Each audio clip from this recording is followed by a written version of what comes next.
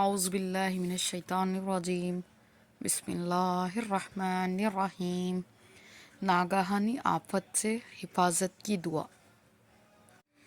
اللہم انی اعوذ بک من زوال نعمتک وتحول عافیتک وفجاءت نقمتک وجمیع سخطک۔